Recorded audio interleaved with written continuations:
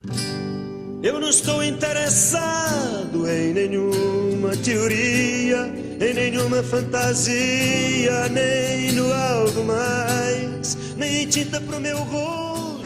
E o tema da nossa live é Cecília Meirelles vivendo a morte poeticamente. E a ideia é a gente trazer justamente, juntar, unir, né, esses dois pontos. A escritora Cecília Meirelles, seus textos, juntamente com essa visão mais psicológica, com esse contexto, com esse momento que estamos vivendo, né, esse momento de pandemia, e juntamente com esse momento de que setembro é amarelo. E aí muitos podem dizer assim, mas professora, por que só em setembro a gente vai falar desse combate ao suicídio? E aí eu quero trazer para vocês alguns dados que são muito importantes a gente refletir. De acordo com a Associação Brasileira de Psiquiatria, o Conselho Nacional de Medicina, eles elegeram setembro como setembro amarelo, porque vamos analisar alguns dados. A cada 40 segundos, gente, uma pessoa comete suicídio. A cada 3 segundos, uma pessoa atenta contra a sua própria vida. Eu vou repetir. A cada 3 segundos, uma pessoa atenta contra a sua própria vida. De cada 4 jovens de 14 a 29 anos, pelo menos um já pensou em suicídio nos últimos 30 dias. São dados muito cruéis. E aí esses dados não vão repercutir apenas nas pessoas que cometem o suicídio. A gente precisa pensar que a pessoa que comete o suicídio, ela vai atentar contra a sua própria vida, mas as pessoas que estão ao lado dela, elas também vão viver a questão do luto. Elas vão conviver com a questão da perda. E aí, segundo estudos também, a cada pessoa que comete suicídio, pelo menos 6 são afetadas pela dor da perda. E aí a gente tem que entender que pelo menos 6 pessoas de cada família vão viver esse momento de dor, de luto, de perda. E aí a gente precisa pensar sobre isso, a gente precisa conversar sobre isso. E aí quando a gente elege um mês para combater, um mês para falar, um mês para debater sobre o assunto, no último dia 10, estávamos também numa live que foi justamente o dia 10/9, é o dia da prevenção contra o suicídio, né? É o momento que nós podemos, gente, discutir sobre o assunto. E o nosso psicólogo, que já vai entrar, pode muito bem nos falar que a fala, ela é libertadora, né? E aí, por que setembro ele é amarelo?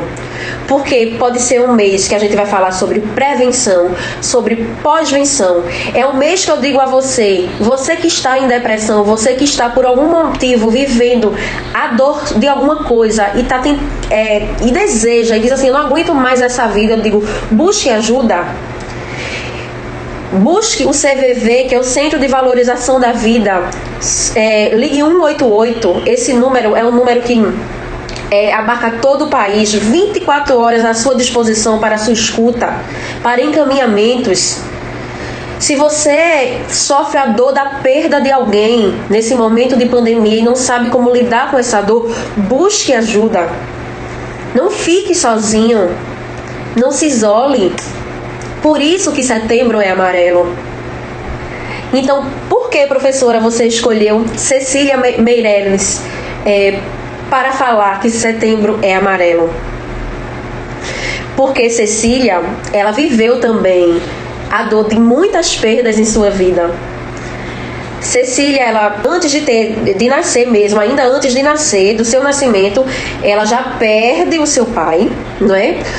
Perde sua mãe quando tinha 3 anos de idade, e aí ela é criada por sua avó. E então chega a viver e conviver com essas ausências, né, por ser órfã. Casa-se, tem 3 filhas, casa-se com um pintor reconhecido, né, um pintor português. E aí, gente, eu quero ler para vocês, para chamar o João Henrique, que é o nosso psicólogo da aula de hoje. Eu quero ler para vocês uma notícia que Cecília ela vai ter que lidar também durante a sua vida, para depois a gente adentrar um pouco nos textos de Cecília Meirelles. Na manhã do dia 19 de novembro de 1935, uma das 3 meninas de uma casa do Rio de Janeiro sai do quarto, desce à sala de jantar e vê o pai dependurado no candeeiro, atado pelo pescoço a um pedaço de uma rede de balançar. Dá um grito e chama pela mãe, que logo acorre e vê. A menina chamava-se Maria Matilde, embora pudesse tê-la apanhado sua irmã Maria Fernanda, que hoje é conhecida como atriz de teatro e cinema, de televisão. O pai chamava-se Fernando Correia Dias, marido de Cecília Meirelles. Cecília Meirelles teve que conviver a dor da perda, do suicídio do seu marido. E aí, ela escreve posteriormente, gente, uma carta a amigos portugueses, amigos em comum do seu marido. E eu quero ler só um trechinho dessa carta para convidar o nosso psicólogo João e a gente bater esse papo da noite de hoje falando sobre a morte. E ela vai dizer assim: há muitas mortes por detrás desta morte. E não foi apenas um suicídio, foi também um assassinato. Primeira parte que eu quero que João possa comentar, certo? Quando ele entrar agora. Eu sei que ele está aí nos ouvindo. Eu já vou chamando o João, tá? Enquanto ele vai aí nos ouvir. A segunda parte é quando ela vai dizer assim para os amigos: não quero que fiquem tristes com essa carta. Que adianta essas considerações? Eu por mim aceito tudo, mas dói-me o mal que se fez. Às vezes não acredito. Pareço-me que estamos apenas à distância, que ele chegará logo mais. Mas eu vi, e revolta-me estar viva, tendo-o visto assim. Aí, decididamente, não se morre de dor. São duas coisas. Eu me emocionei quando eu li isso. Juro a vocês, eu me emocionei quando eu li isso. Porque o suicídio, ele é... Eu acho, na minha perspectiva, ele chega a ser cruel com quem comete consigo e com quem vive a dor da perda, né? Eu não sei você, como psicólogo, como pode analisar essa carta de Cecília aos amigos em comum, né, do casal, em comum dessa família. Mas eu queria primeiro te agradecer mais uma vez esse convite, João, te desejar uma boa noite, que a gente possa ter uma boa conversa. Uma boa noite a todos que estão já presentes nessa live e vamos embora. O pessoal tá voltando à quarentena aí, eu voltou para casa, percebeu da morte, eita, vou voltar agora. Isso. Não sei se eu começo a falar, tipo, pô, a gente tá aqui meio que um bate-papo, mesmo que eu vou trazer algumas informações sobre. Acho que é uma coisa bem leve, porque mesmo que a temática seja muito pesada, eu acho que vale a pena também falar sobre isso num tom mais leve, para que a gente consiga, tipo, entender e introjetar isso de uma forma bem bacana. Acho que o suicídio, nesse sentido, acaba tendo uma carga muito pesada, do tipo, que é um tipo de morte que a gente imagina que ela seja evitada. Do tipo, porque a gente imagina, principalmente, obviamente, para quem fica, que eu poderia ter feito mais, eu poderia ter prestado atenção.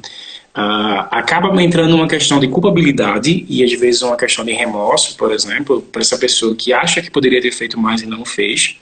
E, consequentemente, não consegue elaborar a dor da perda de forma correta. Então, fica sempre remoendo, de uma forma bem mais simples, remoendo essa dor, dizendo, tipo, poderia ter feito, poderia ter prestado atenção, se eu tivesse ido naquele lugar, naquele momento, naquele tal, pá. Então, acho que o suicídio, nesse quesito, ele traz um luto um pouco mais complicado de elaborar. Claro que, do tipo, para que a gente entenda a questão do suicídio, a gente também precisa falar um pouco sobre a morte, de contexto geral, do tipo, não só o luto de quem convive, porque acho que como tu me apresentou um pouco dos poemas e da vida de Cecília, não Clarice, acho que já comentei esse ato falho, mas é interessante isso, tipo, quando tu fala na obra, dá para você perceber a vivência da pessoa na obra, então, como isso é muito claro de alguns poemas que a gente estava lendo e tal, para discutir sobre a questão da aula e tal. Então, eu acho que deixa marcas, óbvio, e é importante discutir a visão que a gente tem sobre a morte hoje, tá vendo? Porque a morte, obviamente, desde quando a gente é vivo, ela faz parte da nossa existência.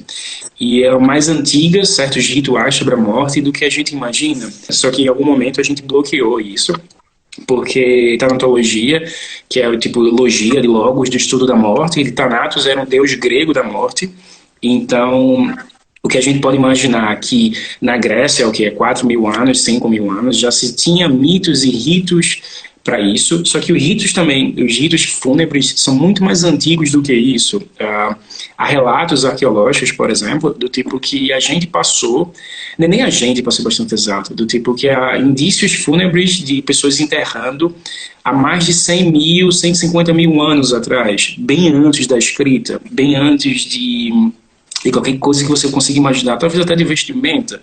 Do tipo, então a gente já tinha esse carinho, já tinha esse afeto de alguém que a gente consideraria colocar comícios de vasos, pinturas, fazer uma sepultura específica. Então tem algo muito mais simbólico sobre o processo, de a gente entender que era um processo natural. Então a gente consegue ver nas histórias da morte, se você fizer um apanhado histórico, do tipo de todos esses indícios, de a maioria das culturas, sei lá, eu vou trazer umas 2 ou 3, do tipo, os gregos faziam isso muito bem, que é a ideia que a gente tem hoje de tanatologia vem dos gregos, de Thanatos, como eu falei.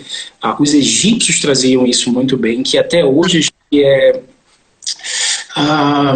tipo, a gente tem essa vivência da morte dos egípcios com os faraós, os filmes, os livros, a arquitetura, de uma certa forma, e ponto turístico como a pirâmide. Então, a morte era visto como um processo natural, que não precisava ser escondido. Eu vou trazer isso um pouquinho mais na frente.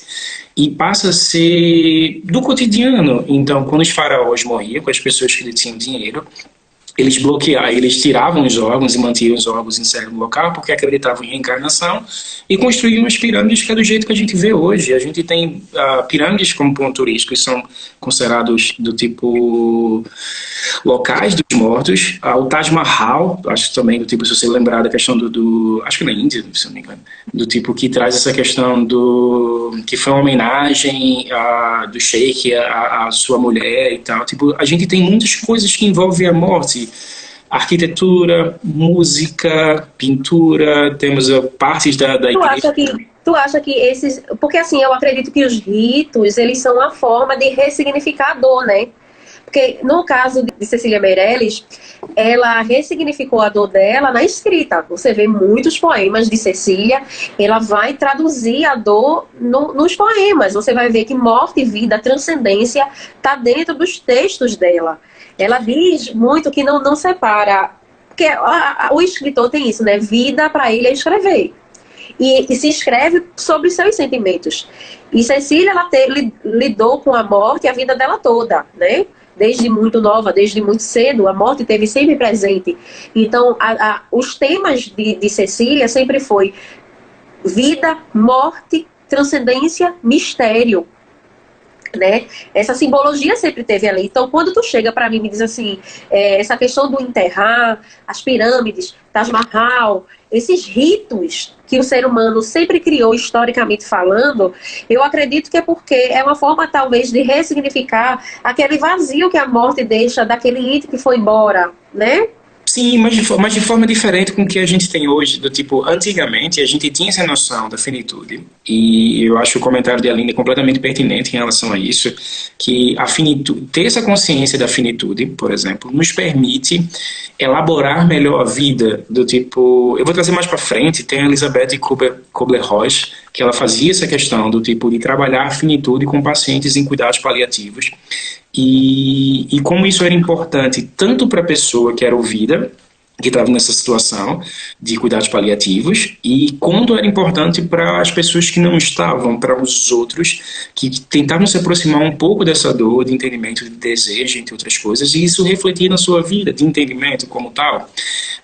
O que mudou do tipo de antes para o de hoje, por exemplo, é a questão do que a morte era vista como um processo natural e às vezes até requerida como tal. Tipo, você lembra dos espartanos, acho que tem uma frase muito célebre que é tipo, ou você volta com um escudo ou em cima dele, que é do tipo, a morte tinha uma honra, tinha um local para ir, do tipo, era completamente normal. E nesse sentido a morte era domada, porque a gente entendia como um processo natural, só basta estar vivo para morrer.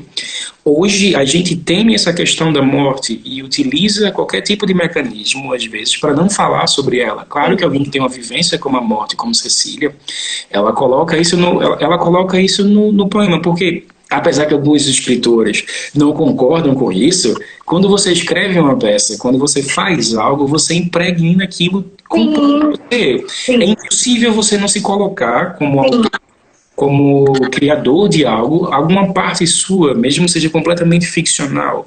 Então, João, Fábio botou aí assim, o suicídio para muitos é tido como um inferno, religiosidade e julgamento. Mas suicídio não escolhe classe social. Né? Porque, assim, na religiosidade, a gente vê que quem cometeu o suicídio para o cristão, né, assim, para a Bíblia e tal, existe que se você acaba com a própria vida, o inferno é teu lugar e tal. E aí, na minha percepção, a visão totalmente desconstruída e desconexa da Bíblia, né?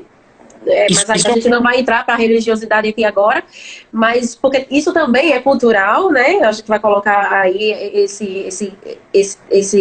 essa visão aí agora, porque talvez, inclusive em Cecília, que teve uma criação muito religiosa, muito católica, a avó dela era bem religiosa, né? Eu trazendo agora para a literatura, mas que ela, quando cresceu, ela ficou muito mística, né?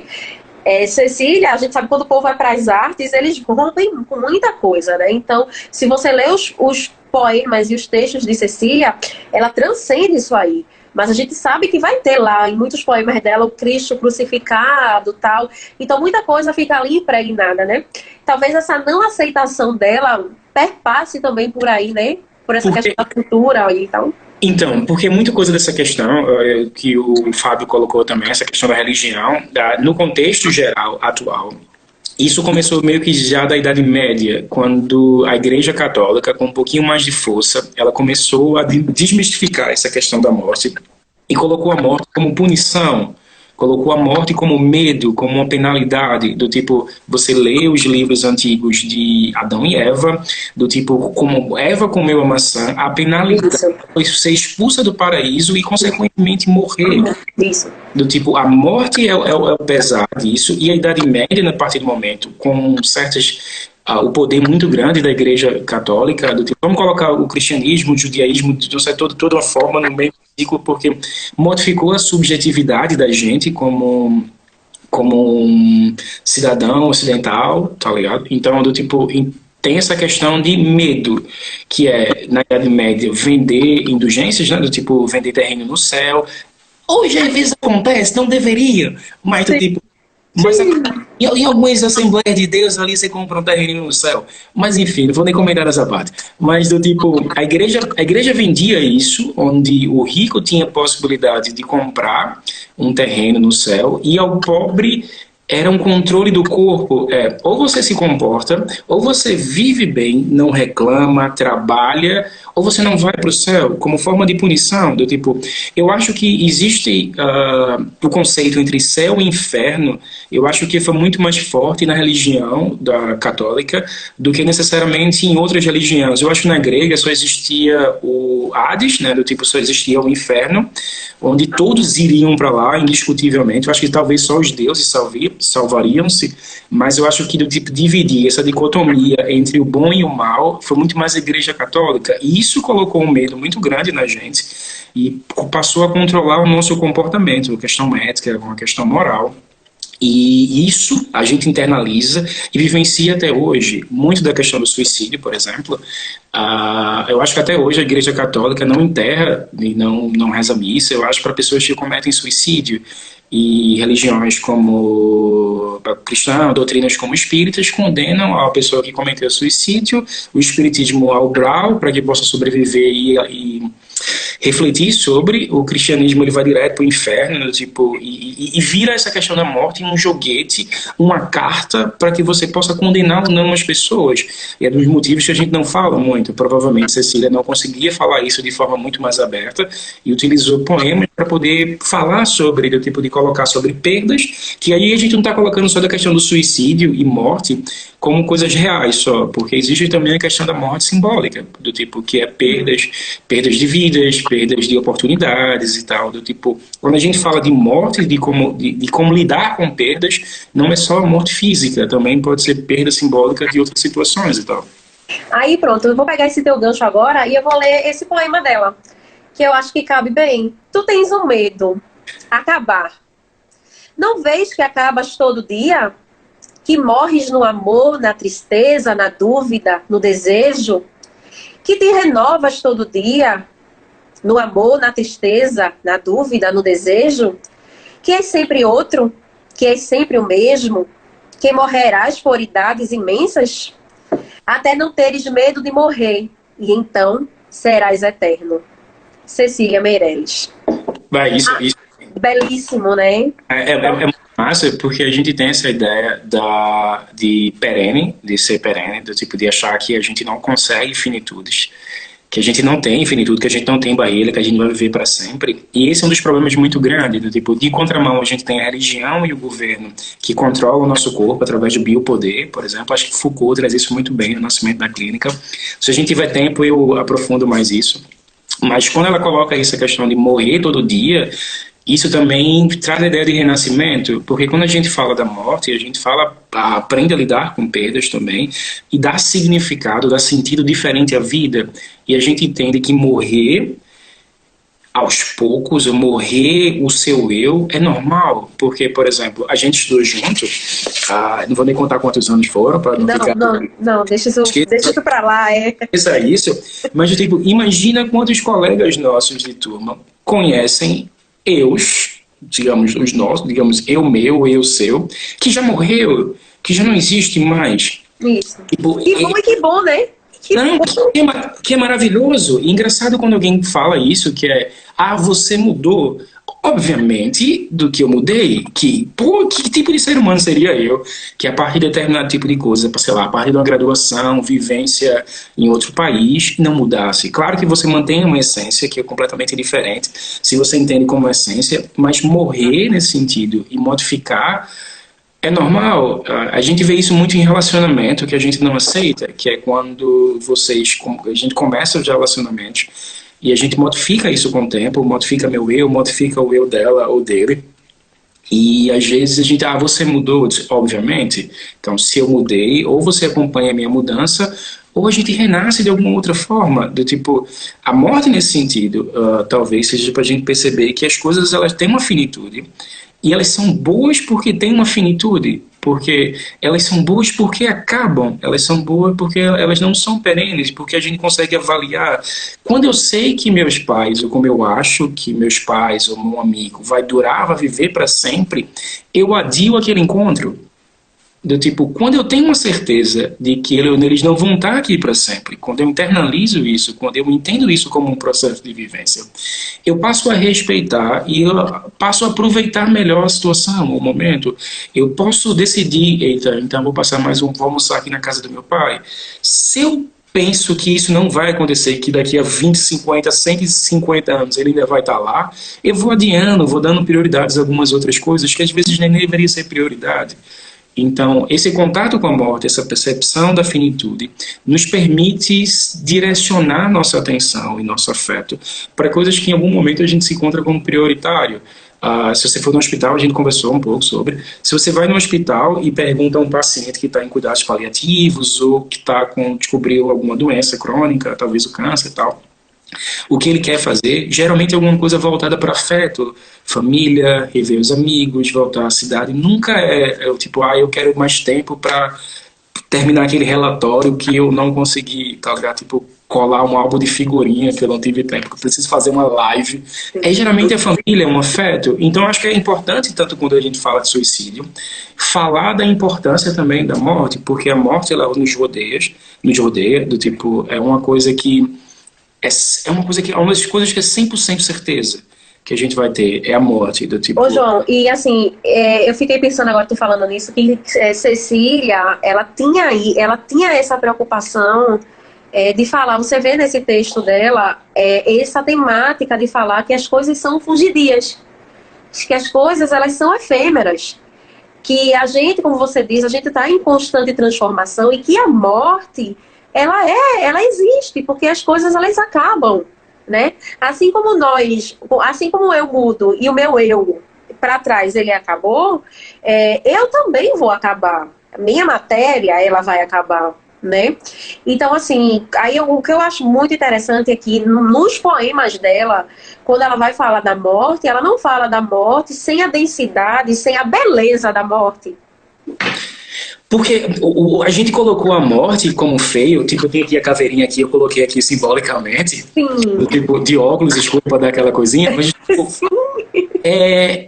essa feia coisa da morte, do tipo, essa coisa negativa, veio muito na Idade Média com a questão da igreja. Que é o pecado, né? Sim, por que eu estou colocando isso? Porque a gente entende, às vezes, certas coisas como o medo, ele é importante para o mercado. O medo, ele é importante para a instituição religiosa, ele é importante para instituições de segurança, ele é importante para a medicina. Esse medo de morrer, ele precisa existir para que certas instituições elas permaneçam com o mesmo poder. Eu duvido que se a gente tratasse certas questões de forma melhor, certas igrejas teriam tanta força, porque lidam com a fragilidade do sujeito, o medo, a incerteza. Então é importante a gente tirar esse caráter feio da morte. Essa figurinha que a gente tem da morte, de capuz preto com a foice, ela é da Idade Média, do tipo, ela foi construída essa imagem na Idade Média e permanece até hoje, tantos anos depois, talvez 1000 anos, 800 anos, é muito. Então, deixa eu responder essa pergunta aqui rapidinho, antes de tu continuar. Cecília tinha uma influência hinduísta. Cecília, ela foi criada na igreja católica, a avó era muito, como é que eu posso dizer, muito católica. Ela ainda na adolescência, ela participava de missas e ela chegou a fazer estudos e participar de conversas com escritores como Jorge de Lima, que era muito católico. Mas Cecília, ela bebeu muito, sim, dessa questão da mitologia e ela bebeu muito, sim, da cultura oriental também, Fábio. Então, ela não fica presa a construção do cristianismo dentro das obras dela, mesmo porque as obras de Cecília, elas são obras modernistas, sim, desse segundo momento, da segunda geração modernista, mas ela é bem simbolista, né? Se a gente for falar de literatura, ela vai beber ali do simbolismo, da musicalidade da literatura, né? E aí ela vai trazer essa questão da morte, que é bem simbolista, e aí ela vai sim beber dessa parte da religião oriental. É onde eles querem quebrar certos paradigmas, né? Isso do tipo quebrar com os paradigmas, sei lá, digamos, o romantismo, que trazia também a figura da morte, esse paralelo como negação, fim de história. Então eles querem dar uma nova visão, criar novas estéticas, talvez. Isso, é porque no modernismo já vai existir essa questão da linguagem mais aberta, né? Na segunda geração, isso mais na primeira geração, certo? Na primeira geração, onde a Semana da Arte Moderna vai romper ali, né, com aquilo que era feito no parnasianismo, que era aquela literatura preciosa tal. Na segunda geração, eles vão ter uma visão ainda modernista, ainda mais livre, mas Cecília Meirelles, ela vai beber do simbolismo, que no simbolismo ele vai trazer essas questões da alma, essa questão intimista, porque aí vai justamente essa questão de morte, vida, transcendência. Por isso que tem essa questão da religiosidade, porque a transcendência, Deus, as questões que a gente não explica, porque a morte a gente não explica naturalmente, assim, não é uma coisa que na razão a gente vai explicar tão... Não tem ciência hoje que a gente consiga explicar. E ia ser bem interessante eu trazer isso como tu deixa de linguagem, que é a questão da religiosidade, que é diferente de religião, do tipo que é religiosidade nesse sentido, ela transcende os dogmas de determinado tipo de religião, entende cada crença. Quando tu fala que ela bebeu um pouco das questões orientais, a gente tem perspectivas diferentes sobre como a morte lida e como a gente faz esse processo. A gente usa as cores, por exemplo, preto, para identificar a morte. E se eu não me engano, no Japão, em questões mais orientais, usa-se muito a cor branca, do tipo de celebrar a vida. Acho que Cortella traz uma coisa chamada, que para muita gente estranhou quando ele falou isso, que é comemorar a morte, que é do tipo de comemorar na ideia de memorar junto, tá ligado? Tipo, de ter lembranças juntos sobre o falecido e tal, do tipo, então a visão que a gente tem hoje da morte completamente condenativa, a gente não consegue falar dela tão abertamente, então você precisa beber em outras fontes para conseguir entender como outras perspectivas, como outros paradigmas, como outras formas de ser também são interessantes. O livro que eu estava lendo sobre, existem inúmeros jeitos de ver, veio em inglês agora sem querer.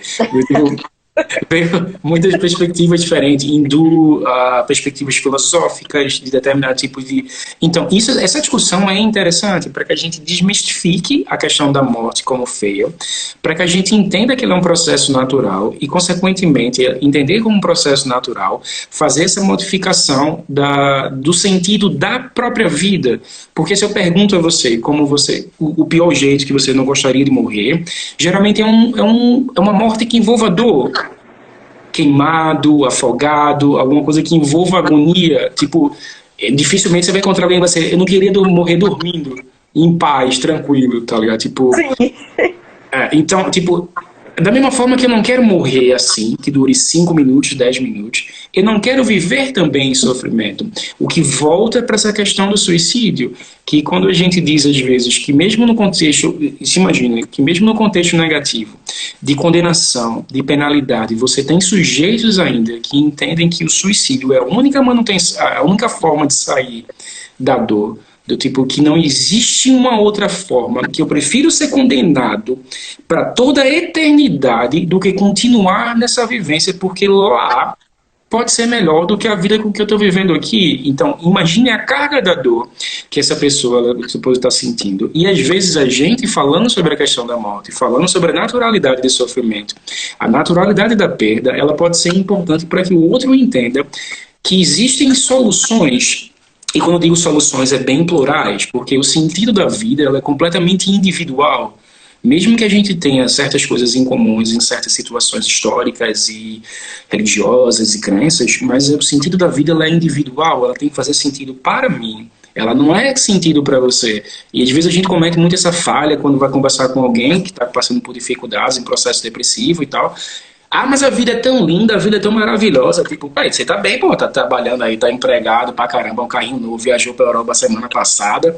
Do tipo, tá filé. Então, pra você, a vida, a perspectiva é completamente diferente. Acabei de perder minha mãe, perdi meu emprego, não tô conseguindo me sentir bem. Então, do tipo, os desejos são individuais. Mesmo que a pessoa tenha bons empregos, eu acho que alguém falou, acho que foi o Fábio, falou da questão falou que não tem classe social o suicídio, mas eu acho que ainda tem um pouco mais, que é, por exemplo, principalmente a questão machista e capitalista, que se der tempo eu trago mais um pouco, que é os homens se matam mais, cometem mais suicídios, e homens de classe média alta, ricos, quando perdem patrimônios e tal. Então, a questão de classe média mais baixa, mesmo que tenha comportamentos agressivos, e comportamentos destrutivos como utilização de drogas, alguns outros riscos, a gente ainda consegue lidar melhor com o sofrimento porque está meio que acostumado com aquilo. Legal. Quando você está calejado, digamos assim, na questão mais nossa. Então, quando você está na questão mais rica, que não tem sofrimento, acostumado com a vida bacana, e tem essa disrupção, essa coisa bem radical, essa quebra radical, tipo, gera um sofrimento muito agoniante, e eles têm tendência a suicídio. Eu acho que gera muito mais isso quando a gente tem uma perspectiva muito alta, uma ideia muito exagerada sobre o que seria a vida, tipo de poder, dinheiro e tal. E quando a gente não tem mais isso, a gente não tem mais onde colocar o pé. Então, eu acho que algumas pessoas de classe média alta, acho que você vê no Japão, acho que tem uma tendência de suicídio muito maior, questão de honra também, do coletivo e tal. Mas é muita coisa. Mas vamos lá, o que é que tu ia perguntar? João, eu queria ler, tu falasse agora do fardo e tal, e eu queria ler o segundo poema dela, porque eu acho interessante pra gente comentar. E aí ela vai dizer assim: esse corpo é um fardo, é uma grande montanha abafando-te, não te deixando sentir o vento livre do infinito. Quebra o teu corpo em cavernas, para dentro de ti rugir. A força livre do ar, destrói mais essa prisão de pedra.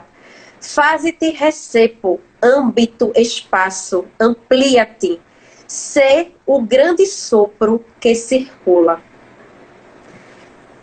Denso, né? Forte, e aí eu gostaria que a gente tentasse analisar. Inclusive, eu gostaria de quem escutou, quem está aí nos escutando, aí pudesse também, quisesse, se gostasse de comentar, pudesse comentar também. Bom, uma coisa que me veio na cabeça muito, do tipo, quando se fala nisso, e ela traz a questão da dor e tal, eu acho que me veio uma frase de Cortella, acho que de um vídeo, de um documentário, tipo, que eu quero ser importante. Eu vou ler só um pouquinho também, só para não perder nenhuma palavra, tá ligado? Porque que ele fala, eu trouxe uma colinha, ele facilita muito. Que ele fala, tipo, não é a morte que me importa, porque ela é um fato. O que me importa é que eu faça a minha vida, enquanto a minha morte não chega, para que a minha vida não seja fútil, para que ela não seja banal, para que ela não seja pequena, do tipo... E ele fala sobre isso, e ele fala do tipo... que quer ser importante, quero ser capaz de fazer falta, do tipo, acho que é um pouco do que Cecília traz nesse sentido, que acho que todos nós queremos o protagonismo, queremos que o outro sinta a nossa falta em algum momento, do tipo, que o outro goste da nossa presença, porque tem duas coisas, que é a nossa presença e a ausência, e a presença da ausência, do tipo, que é que mesmo à distância, aquela pessoa se faz presente. Tipo, não precisa ser todo dia, não precisa ser toda hora.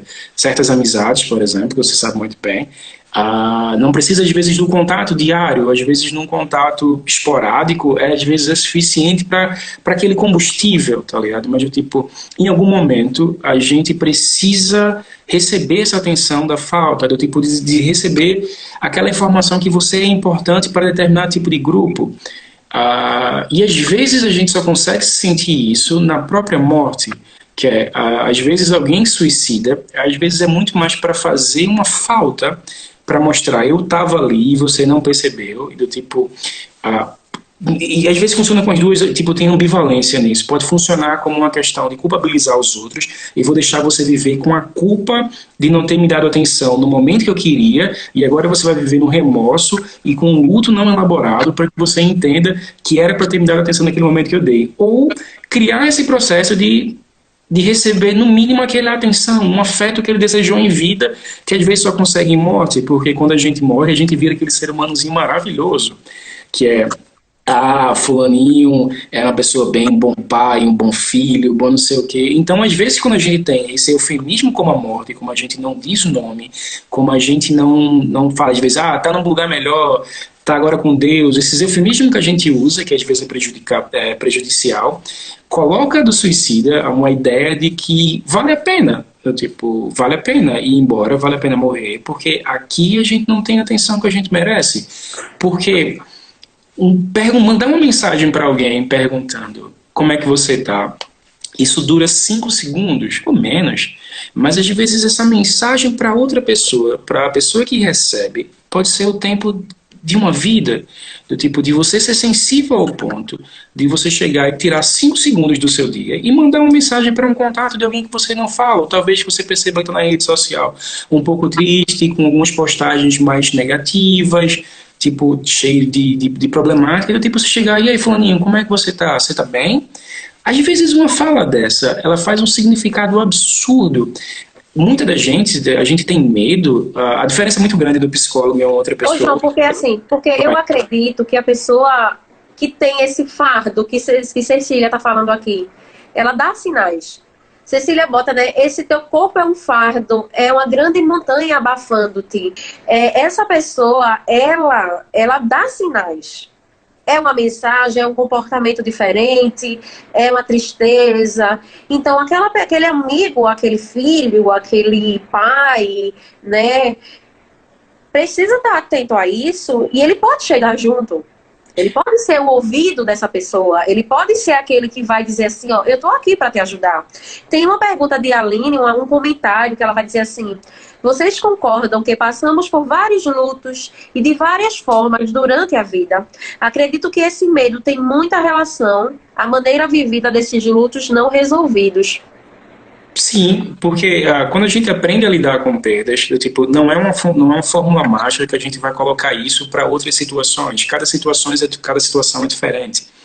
Contudo, eu não gosto muito dessa teoria, mas vou colocar. Tipo, existe a teoria cognitivo-comportamental que, digamos, trabalha com a ideia de esquemas, que esquemas é como se fosse um documento informativo, por exemplo, que você tem na sua cabeça. Então, quando você passa por uma dificuldade, você constrói esse esquema. Quando você passa por uma outra dificuldade, você constrói outros esquemas, utiliza esse esquema como referência para construir outros esquemas e você começa a construir um saber. Tipo, se você para, é a forma mais simples de entender. Então, quanto mais, de uma certa forma, quanto mais pesos a gente tem, mais a gente tem uma tendência de lidar melhor com isso. Claro que a gente precisa de inúmeras formas de perdas também.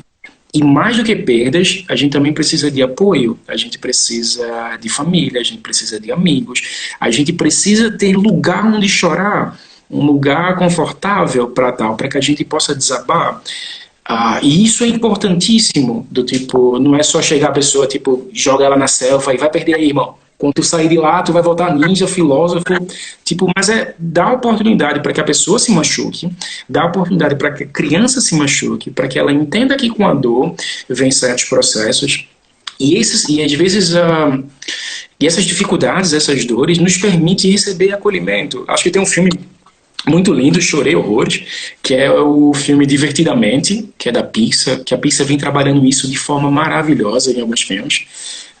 Do tipo, e traz divertidamente, onde a tristeza tá ali para isso, do tipo, e a alegria, ou júbilo, sei lá o nome daquela personagem, percebeu que a tristeza era tão importante quanto que a tristeza era o momento depois da tristeza, ou a tristeza era aquilo que unia os amigos e a família, que recebiam um abraço caloroso a partir de uma derrota, a partir de uma nota baixa, a partir de uma dificuldade. Então a gente tem que entender que a perda é um processo natural e às vezes a gente não pode evitar. Quanto mais a gente evita, menos mecanismos de defesa a gente tem para lidar com isso de forma saudável, e a vida vai cobrar isso no futuro.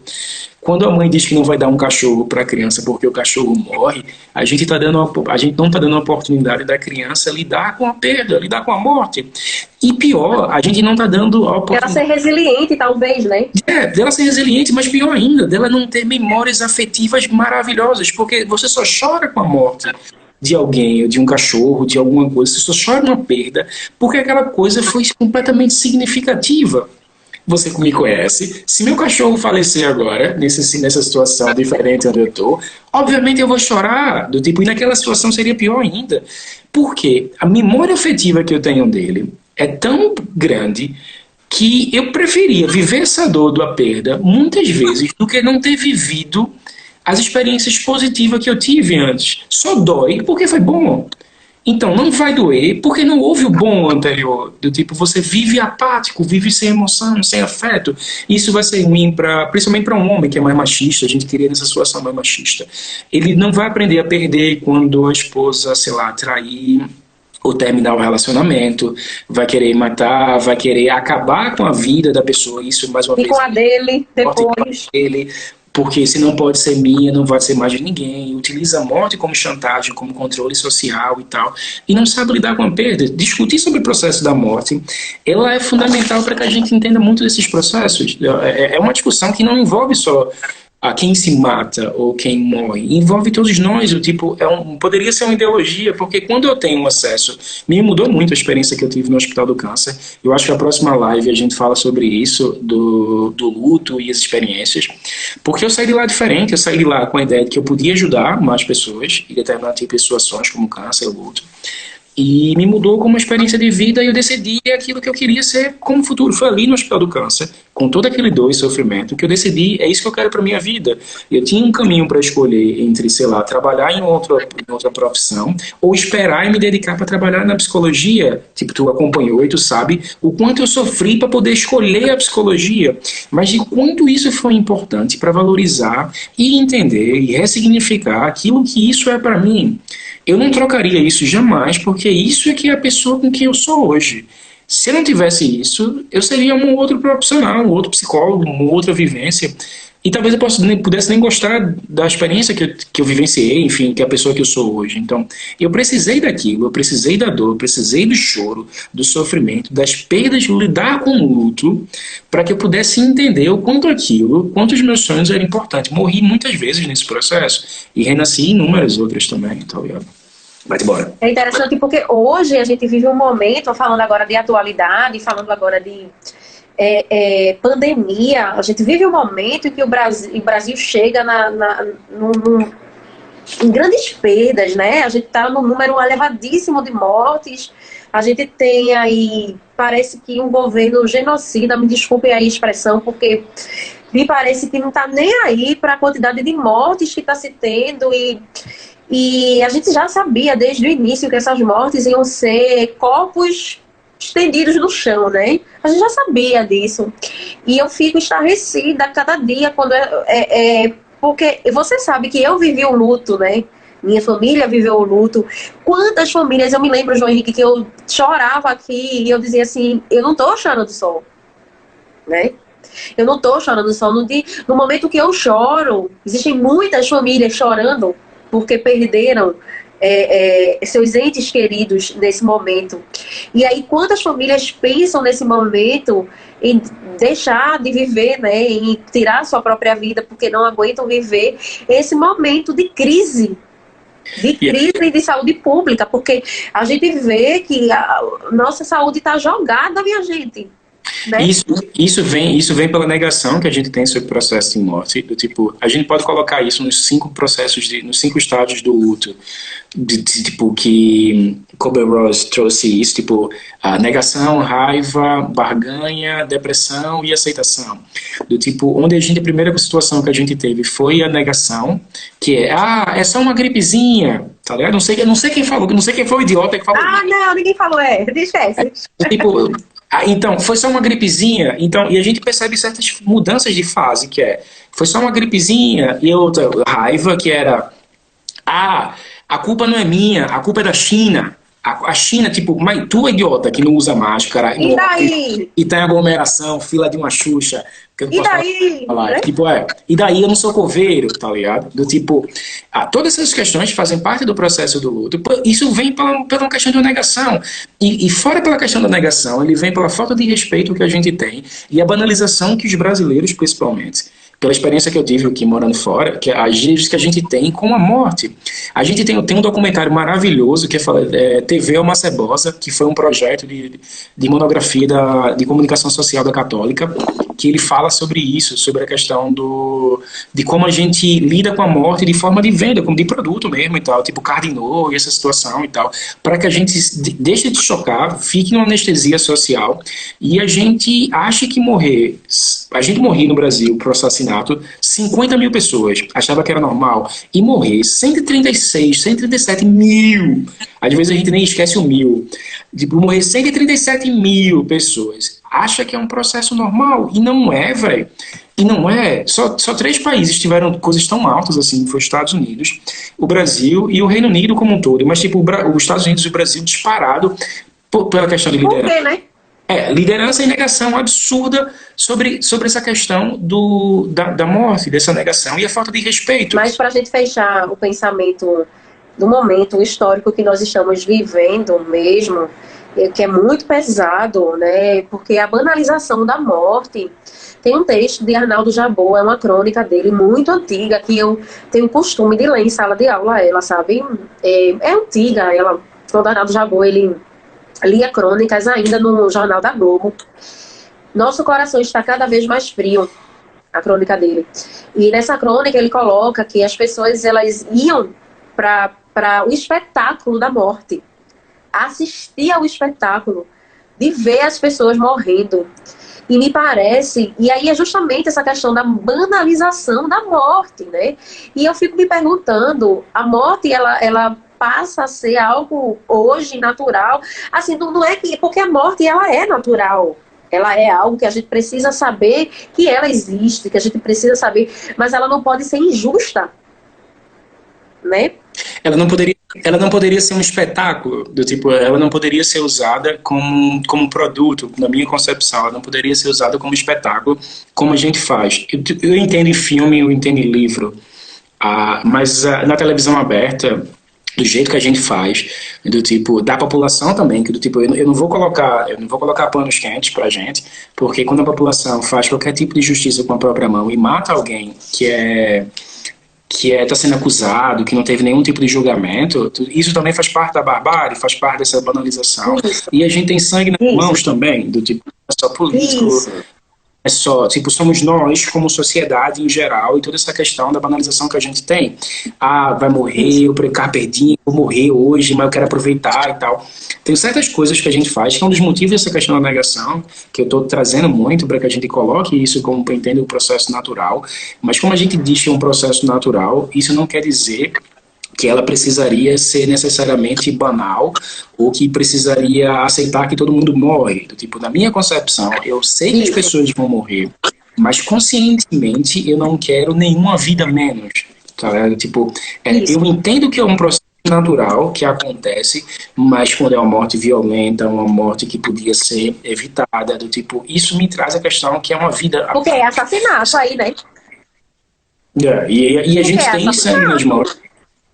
A gente é responsável por isso também, do tipo, porque não é só o policial que mata o negro na favela. Do tipo, a gente tem isso também com piadinhas racistas, não é só questões homofóbicas e assassinatos de pessoas trans e tal. A gente tem porque a gente coloca um presidente nesse contexto, do tipo, que faz essa banalização da vida e de minorias e coloca na presidência, porque isso dá uma ideia que a gente é assim. Do tipo, eles também têm o sangue nas mãos, nesse sentido, porque assim, em certos momentos a gente não pode mais ficar em cima do muro, a gente tem que ser não só, eu não sou racista ou não sou homofóbico, eu preciso ser antirracista, anti-homofóbico. Então, quando você não se coloca, você dá vazão para as pessoas que... Você tá apertando o gatilho também, gente. De certa forma, a gente... Olha, quando tem uma frase que quando você não tem lado, você tá do lado do opressor. João, se você... isso para mim é muito claro hoje. Para mim isso é muito claro. Quando a gente não tem... hoje a gente assim, eu não tenho lado, eu tô isento. Não, você está escolhendo o lado do opressor. Não é? E isso é muito nítido hoje para mim. E porque a gente precisa ser voz de paz hoje no mundo. A Aline botou aí a banalização da vida. E aí eu acho muito interessante isso, porque a banalização da vida, quando a gente trata de morte... Antes de ter morte, é a vida, né? A vida. Então, a gente precisa entender que no mês de setembro é amarelo, porque existe vida. A gente precisa olhar para a vida que existe. E eu não sei se faz sentido, mas o amarelo, para mim, é um amarelo de atenção, né? Do tipo, de você prestar atenção, tipo, ser consciente do tipo, de prestar atenção ao seu redor às coisas que tem. E aí o amarelo, talvez, o sinal me seja bem significativo, que é, algumas pessoas param no sinal amarelo, e outras pessoas aceleram, do tipo, o brasileiro geralmente acelera. Então, a gente precisa levar esse simbólico do tipo de atenção, que é, quero nem saber, vou passar por cima, e outros que é, opa, prestei atenção, vou parar, vou respeitar. Mas continue, tia. Porque o importante é a gente entender que a gente pode ser indivíduo de ação na sociedade. Se eu não estou no momento de depressão, se eu não estou no momento de que eu não quero tirar minha vida, eu preciso ser indivíduo de ação. Eu preciso ser aquele que vou ouvir o outro. Eu preciso ser aquele que liga e diz, tá tudo bem contigo, eu estou aqui para te ajudar. Né? Eu preciso ser aquele que diz, liga para o 188. Eu preciso ser aquele que no meu ambiente de trabalho, se eu não sou professora, se eu sou, sei lá, auxiliar de escritório, o que é que eu seja, é olhar para o meu amigo ali e dizer, tu estás bem? Queres conversar? Porque só esperar é muito cômodo, porque imagina a pessoa que está em sofrimento, ela já está em sofrimento, então ela tem que ficar mais vulnerável ainda e pedir arrego, e a gente sabe que pra gente, na sociedade com que a gente vive, pedir favores, mostrar vulnerabilidade é mais um outro problema. Então você tem aí duas negatividades, alguém que já está sofrendo e alguém que precisa se humilhar para receber uma ajuda. Então, nem todo mundo tem essa força, porque você já está com sofrimento. Então, às vezes, cabe a gente, se a gente construir um túnel pela entrada e pela saída, é mais, não sei se é mais rápido, mas tipo, na minha cabeça faz mais sentido essa analogia, eu não quero nem saber mais. Sim, Tipo, então, se você pega alguém que precisa de ajuda e alguém ativamente oferece essa ajuda, facilita muito, quero você chegar, velho, tá tudo bem contigo, eu percebi algumas postagens. se for algo mais profundo, gente, busque ajuda médica, né? Busque centros especializados, não é isso, João? Busque, ligue 188, busque a saúde pública, gente, existe, tá aí, a gente busca encaminhamentos. Mas ainda tem essa representatividade negativa sobre a psicologia, que é uma das coisas que eu odeio, que é a formalidade um pouco da psicologia, e a linguagem também, que para mim acaba excludente, que é, a gente acha, muita gente pela repressão social, que a psicologia é coisa para doido, quem procura psicólogo e tal. Mas a gente precisa romper com isso, porque a gente sabe que a depressão, existem questões químicas, né? Você, mais do que eu, você pode falar sobre isso, existem questões químicas que ocupam nossa mente, que se precisa, inclusive, de psiquiatra, que é um médico, gente. Né? Então a gente precisa romper com isso. A gente está aqui para falar que a depressão é uma doença, assim como eu quebrar a minha perna, eu boto o gesso lá, eu vou pro médico. Então a gente precisa, para eu concluir a minha fala e você falar da sua música e a gente encerrar essa maravilhosa conversa de hoje, senão a gente vai passar 2 horas aqui falando, eu quero terminar com Cecília Meirelles, com um poema dela que eu acho belíssimo. Todos esses poemas de Cecília hoje que eu li para vocês, ele está no livro Cânticos dela. E aí eu quero terminar lendo esse poema para vocês e depois eu vou deixar João fechar a nossa live de hoje. Renova-te, renasce em ti mesmo, multiplica os teus olhos para verem mais, multiplica-se os teus braços para semeares tudo, destrói os olhos que tiverem visto, cria outros para as visões novas.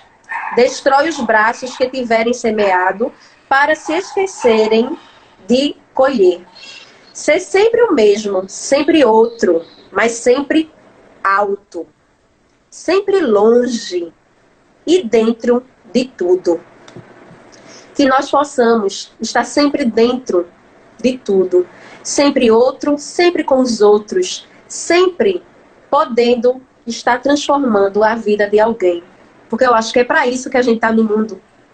E eu queria fechar nesse sentido, agradecendo as pessoas que estão participando aí e tal, e dizer que foi legal a participação, umas perguntas do tipo Aline, Fábio, Perfeito.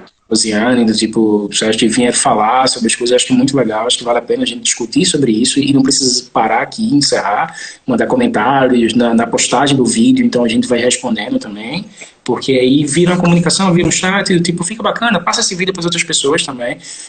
Não ideia de promoção, mas a ideia do tipo não de promoção de indivíduos, mas a ideia de promoção do tema.